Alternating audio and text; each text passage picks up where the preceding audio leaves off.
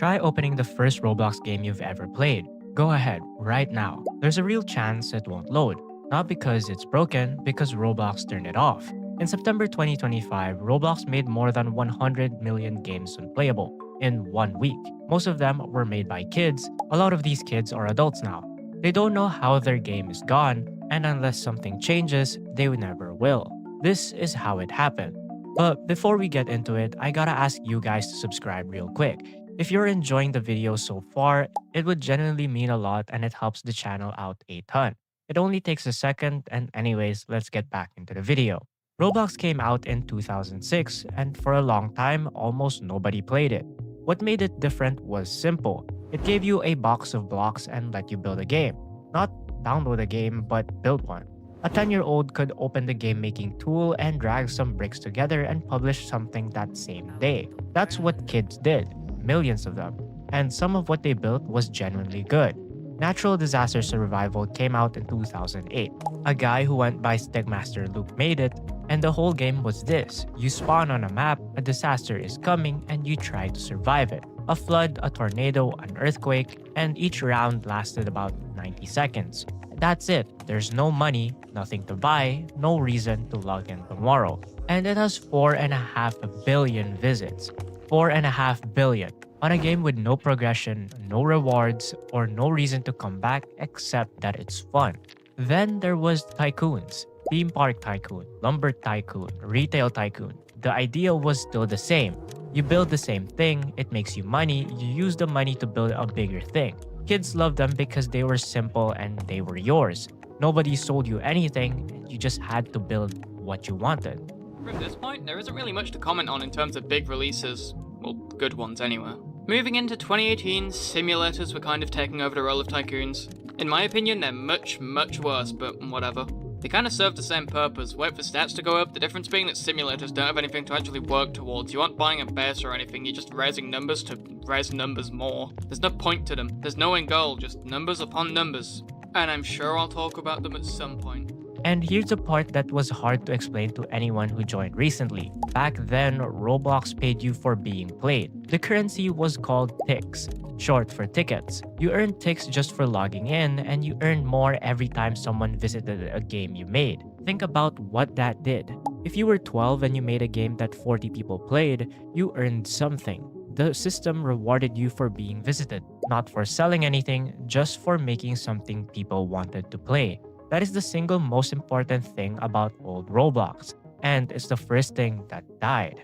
Oh, and one more thing about old Roblox that's kind of insane was back then there was also a paid membership called Builders Club. And after a while, you could buy a lifetime version of it. One payment and you were a member forever. Roblox removed Builders Club over years ago, but the people who bought that lifetime deal are still currently getting free Robux every single day. So there are grown adults right now who still make free Robux every single day, all because of one purchase they made as a kid. But before we get to how it died, I want you to see how these games actually work. Not the big ones, the small ones. Somebody built this. It's a private hangout from 2008, a hallway lined with their friends and avatars. They copy-pasted houses, one for each friend. Inside the owner's house, there was a photo of what looked like their real dog. Other things were lamps and a book labeled Grade 12. This isn't a game. A group of kids built themselves a room to hang out in 17 years ago and then grew up and left it there. This only has around 200 visits, and under the rules of Roblox in 2025, 200 visits is a death sentence. On April 14, 2016, Roblox removed ticks. Their reason was official and reasonable. Bazuki, the CEO of Roblox, said it came down to three things: simplicity, botting, and in his words, not incentivizing certain behaviors. Two currencies confused new players, and people were abusing the system with bots, which are fake automated accounts. They'd run thousands of these fake accounts to rack up free ticks, then trade it for Robux. Now, the second reason, and they talk about this in the article, is botting. So if you have a system where players can earn a certain amount of money by logging in each day, what's going to happen is you're going to have people make bot accounts and alt accounts where they just log in all the time. You know, you can make like 100 different accounts, and then log in each day on those 100 different accounts, and you would get 100 times the ticks. So what you had, people doing was making bots that was literally just generating ticks and money, and it was pretty much ruining the economy from what I can see and from what I can tell.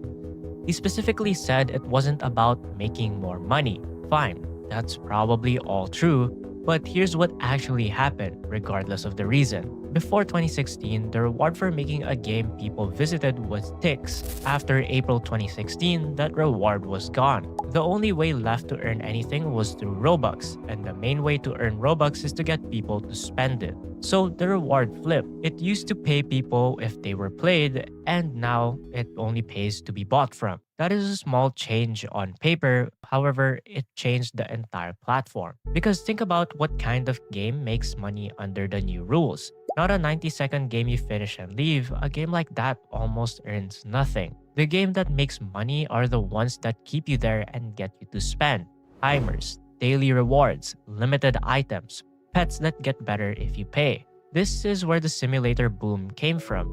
Click, earn, buy an upgrade, click faster, and repeat.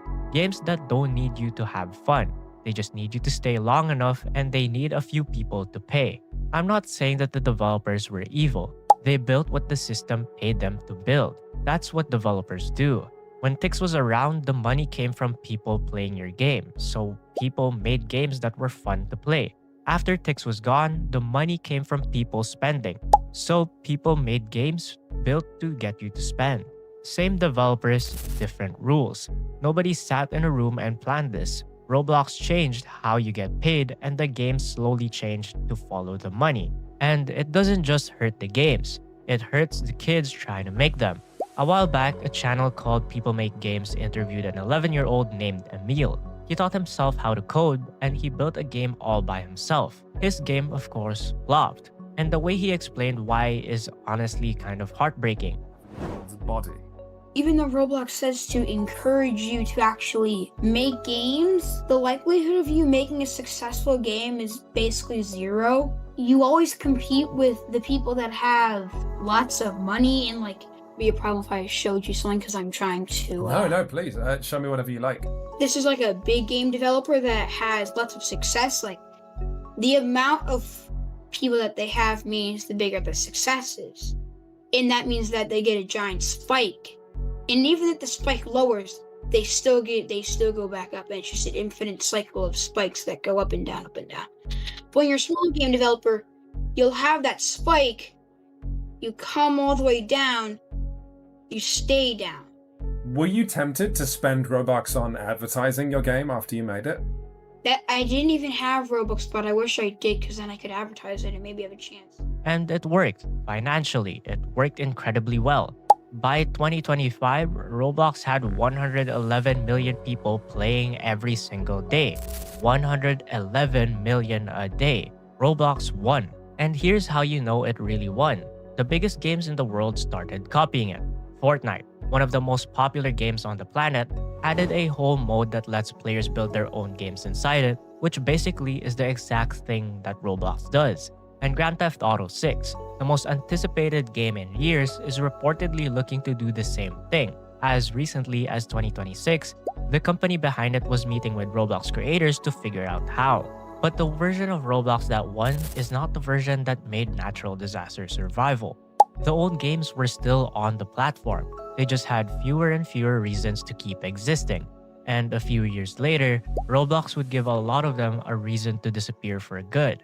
Now, a lot of people disagree with everything I just said, and they have a good point. It's the best case for why old Roblox is fine, so I want to give it a fair shot. These people say that Roblox never actually killed the old games. They didn't delete them or shut them down. What happened is just players just stopped playing them and moved on to newer games. So the old games didn't die. People simply left them behind. On the surface, that's correct. Ticks got removed, sure, but the actual games, most of them were still up.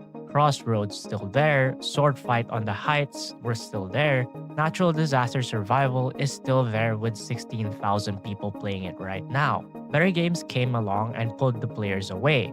In 2016, Phantom Forces came out. A shooter game good enough that you'd forget that you were playing Roblox. Newer developers got smarter. Instead of making a game and hoping people liked it, they look at what people were already into and built exactly that. Kids love anime, so developers started making anime fighting games based on One Piece and Jujutsu Kaisen. People love fashion and dress up, so Dress to Impress blew up. The game stopped being random ideas and started being answers to what people already wanted. And honestly, that's kind of true. If you miss an old game, you can just go play it. It's still right there.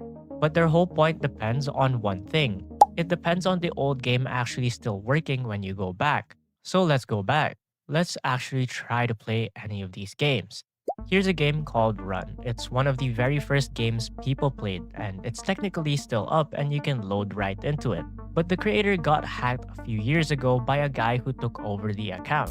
So what's left is an empty room floating in a void. The game doesn't work anymore, it just sits there. And the story behind that hack is honestly wild. The guy who stole it is a well-known Roblox hacker today named Jared Valdez. He's been doing this kind of thing for over a decade, and he's still around today, still posting Roblox troll videos on the same channel he's had for years. So the person who quietly killed the game of one of your childhood games is still out there, treating it all like a joke. Here's another game, and it was a horror game, and back in the day, tons of kids were making their own versions of Slender, where a faceless monster hunts through you in a dark map and you try to survive. This one doesn't even work anymore. The monster never shows up, so all you can do is walk around an empty map, waiting for a scare that never comes. Here's an old RPG, one of those games where you slowly level up a character over hours and hours of playing. Except the game doesn't save your progress anymore, so the character that you spent months building years ago is just gone.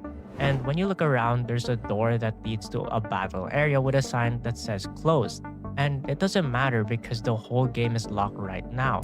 You can't even really play any of it. And this is the part people get wrong. The game is still quote unquote there and you can still play the game, are two different sentences.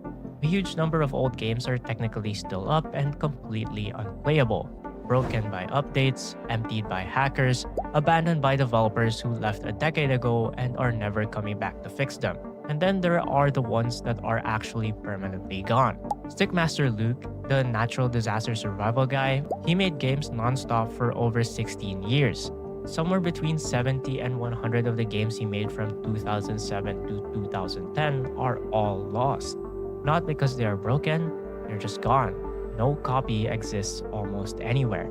The first game ever mentioned on the official Roblox blog back in 2006 was a team battle map created by a kid named Matt. It got replaced by a blank slot in May 2007. That's all that's left of it. The fact that a blog post once said it existed. Whole games from the early days survive only as a couple of screenshots. Some survive as nothing at all. There are games in the community that has been trying to identify for 15 years and still can't. No creator name, no archive, nothing. And sometimes games got wiped out on purpose. Back in 2011, Roblox ran a special event based on Transformers the cartoon. 10 different games were made just for this event. The event lasted for 2 weeks, and when it was over, all 10 games were shut down and deleted. They're gone forever now, and barely anyone remembers they even existed. There's an even stranger one back in 2008. One of Roblox's own staff members leaked an upcoming feature and YouTube video before it was supposed to come out. Roblox fired him and then banned him so hard that his entire YouTube channel got wiped and every video that he made gone over one leak. So when people say just go remake it if you miss it, you can't remake something when the original is locked, the copies are broken, and every screenshot and video of it is gone too. There's nothing left to remake it from. And in September of 2025, Roblox did something that ended this whole debate for good. And here's what Roblox did. They announced that every game needs a content rating. It's for child safety, and I'll be clear about this, that reason is real. Roblox was getting sued, Louisiana's Attorney General sued them, Los Angeles County sued them. The lawsuits said the platform wasn't protecting kids from predators. Those are serious accusations and Roblox had to respond. This isn't them attacking nostalgia for fun, children were getting hurt. So Roblox made a new rule. Every game has to have an age rating so parents can see what was appropriate for their kid, kind of like how it was a rating for a movie. To get a rating, the person who made the games has to answer a few questions and what's in it. It takes about 5 minutes.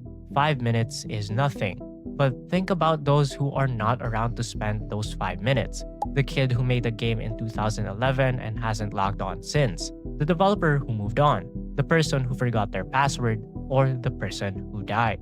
Their games don't get rated. And on September 30th of 2025, every unrated game got switched off. Roblox said they tried to save the important ones. They'd manually rate games from developers who left, but they set a bar. And that bar is, in their own words, they would preserve every unique public game with over 1,000 lifetime visits. Over 1,000, they try to save it. Under 1,000 and the developer is gone, it's pretty much over, permanently. Now think back to the Hangout, the room a group of kids built for themselves in 2008 with the photo of a dog and those labeled books grade 12. 200 visits. It will never be preserved. It's under the bar. The people who built it aren't coming back to fill out a form because they don't know what they need to do. They probably don't even remember the game exists. Here's the part I want to say straight. When Roblox had to decide which childhood games were worth keeping, they used a number, and that was visits. That's the whole test. Not whether anyone loved the game, not whether it mattered to the people who made it. The only thing that counted was how many people had opened it over the years. A visit counter cannot tell the difference between a game nobody cared about and a game that 3 best friends built and played after school. To the system, 200 is 200. Both get deleted. And it gets worse than that. Back in 2012, Roblox held an official event to celebrate the best games on the platform and handed awards to its favorites. These were games Roblox itself picked out as some of the best work being made.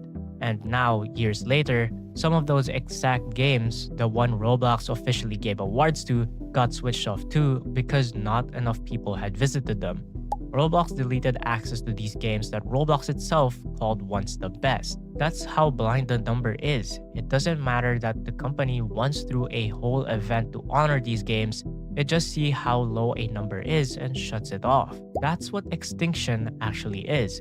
It's not a decision to destroy anything. It's a company that got so big it stopped being able to tell the difference between a game and a memory. To Roblox, both are just a low number that isn't worth the trouble of saving. So that's the sad part. But it's not all bad news. There's actually some hope here. Not all of these games are gone. A lot survived. Natural disaster survival is still running. Murder Mystery 2 from 2014 is still one of the biggest games on the platform. Adopt Me still has 100,000 players. The classics that clear the bar are safe, and people are actively trying to save the rest. There's a whole community that hunts down lost Roblox games and recovers them, and some of these games are honestly incredible. Think about this. The very first version of Roblox from 2004 and 2005 are completely gone. No copy exists anywhere on Earth. The oldest version anyone can still play is from early 2007, and the only reason we have it is because one random person happened to keep sitting on an old hard drive for over a decade. Then suddenly he uploaded it so it wouldn't be lost forever. That's it. That's the entire reason a piece of Roblox history still exists. One person didn't delete a file. While these lost media people are doing their work, they found games everyone thought were gone forever. It happens. Preservation is real and regular people are doing it by hand. But this is the actual part that matters and the reason why I made this video. When Roblox announced all of this, they told everyone exactly how to save a game. They said it publicly, in writing. If there is a game you want to keep, just go play it. Or if you don't want to play it, just hit the favorite button on it. And when you do that, it tells Roblox that people still care about this game. So they're more likely going to save it instead of deleting it. This actually works. You don't have to be a developer, you don't have to know anything technical. If you open an old game and click that favorite button, you've just helped save it. One click, and that's all it takes. So this is what I'm asking you to do. Not like the video, not subscribe. That's not the point. Go find a game, the one you played when you were 9, with a friend whose real name you never learned. The one with a broken thumbnail and a misspelled title and a few hundred visits. Open it and just hit favorite. Because right now, you might be the reason it survives, or you might be the last person who ever sees it. Those are the only two options left, and you're the one who decides which. A generation of kids built an entire world of blocks, millions of games, rooms, and hangouts and disasters. You had 90 seconds to survive, and almost nobody wrote it down where any of it was. However, you can still be the one who does. Anyways, that's going to be it for this video. If you enjoy it, go drop a like and subscribe if you want to see more stuff like this. But more than that, go favorite one of your old favorite games, and that's what actually matters. And this is Hundi. Goodbye.